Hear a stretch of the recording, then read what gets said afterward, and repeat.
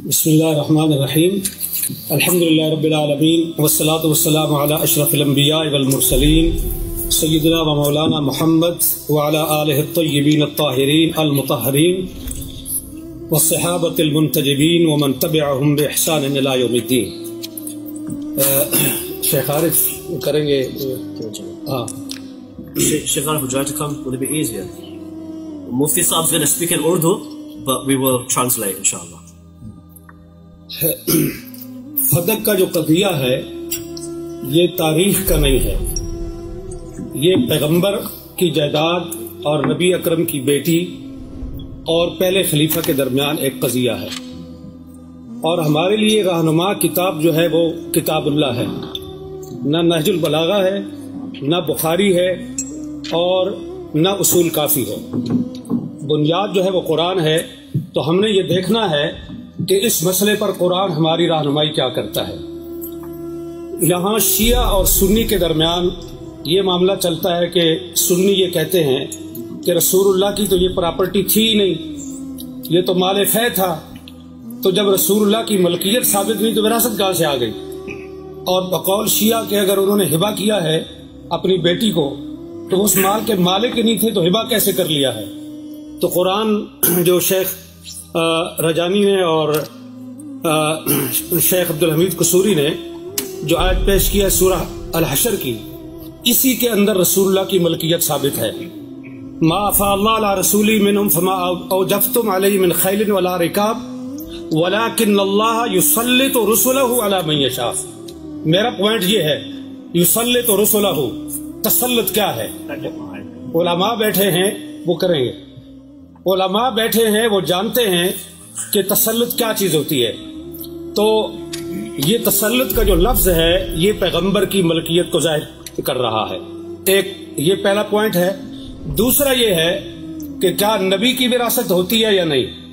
یوصیکم اللہ فی اولادکم للذکر مثل حظ الانثیین، سورہ نساء کے اندر اللہ رب العالمین نے یہ بتا دیا ہے کہ تمام امت کی، تمام مسلمانوں کی وراثت ہے، اور اس کے اندر وَلِكُلٍّ جَعَلْنَا مَوَالِيَ مِمَّا تَرَكَ الْوَالِدَانِ وَالْأَقْرَبُونَ۔ وَلِكُلٍّ، یہاں وَلِكُلٍّ کا جو لفظ ہے یہ میرا پوائنٹ ہے کہ ہر ایک کے لیے ہم نے وراثت مقرر کی ہے، وراثت کا قانون ہم نے طے کر دیا ہے۔ اب یہ چاہیے کہ رسول اللہ کی اگر وراثت نہیں ہے، وہ اس وَلِكُلٍّ جَعَلْنَا کے اندر شامل نہیں ہے، تو قرآن کو بتانا چاہیے، کوئی ایسی ہونی چاہیے کہ جس کے اندر رسول اللہ کو مستثنا کیا گیا ہو کہ ساری امت کی وراثت تو چلے گی قرآن کے اس قانون کے مطابق، لیکن پیغمبر کی وراثت نہیں ہوگی، اس کی نہیں چلے گی۔ تو لہذا قرآن کریم کے خلاف ہے یہ چیز کہ رسول اللہ کی وراثت نہیں تھی، اور قرآن نے ان کو یہاں سے خارج نہیں کیا۔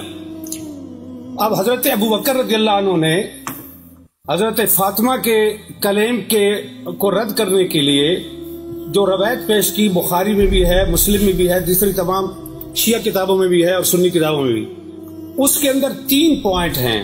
ابھی دونوں علماء نے، دونوں سکالرز نے وہ حدیث پیش کی ہے، میں اس کی تفصیل میں نہیں جاؤں گا، وقت کم ہے۔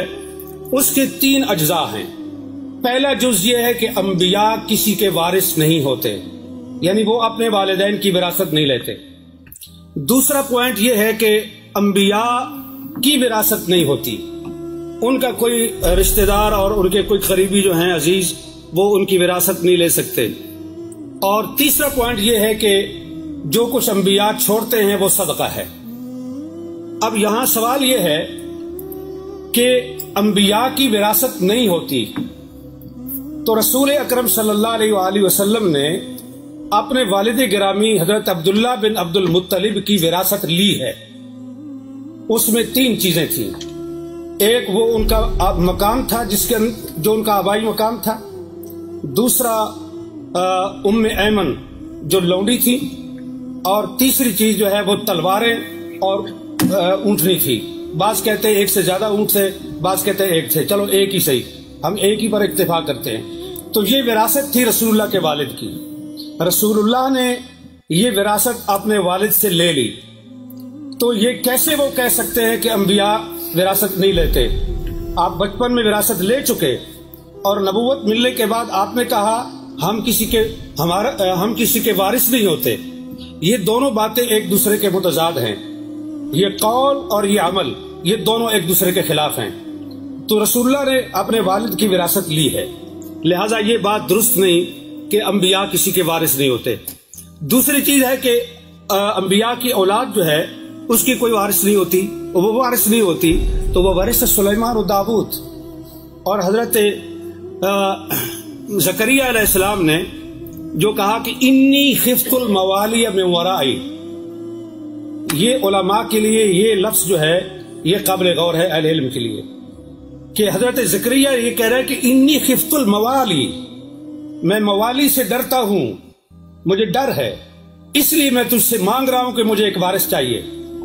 اب یہاں جو سکالر یہ فرماتے ہیں کہ یہ وراثت علم کی وراثت تھی، نبوت کی وراثت تھی، تو خفت الموالی کو آپ کہاں لے کے جائیں گے؟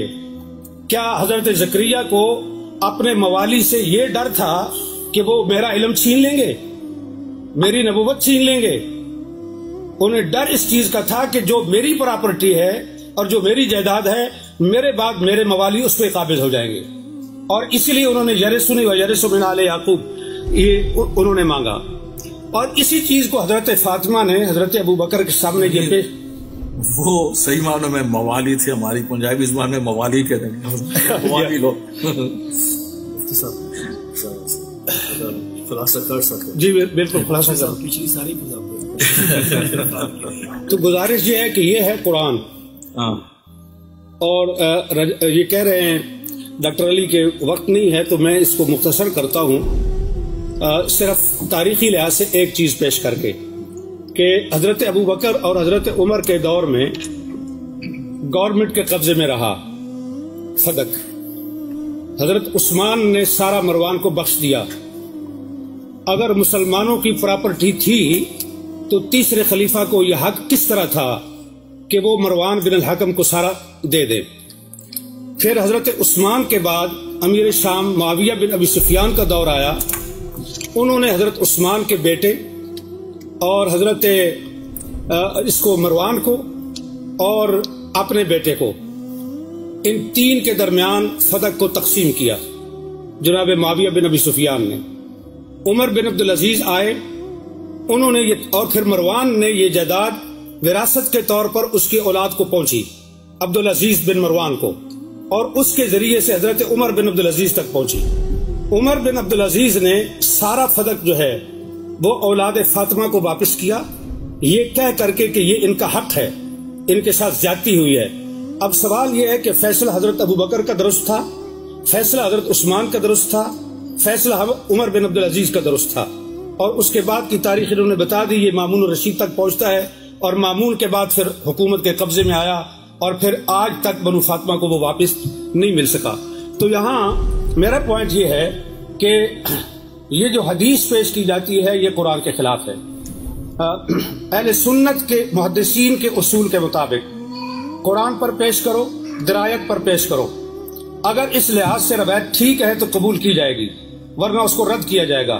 بخاری کے اندر روایت آنے کا یہ مطلب نہیں ہے کہ ہم اس کو آنکھیں بند کر کے قبول کر لیں.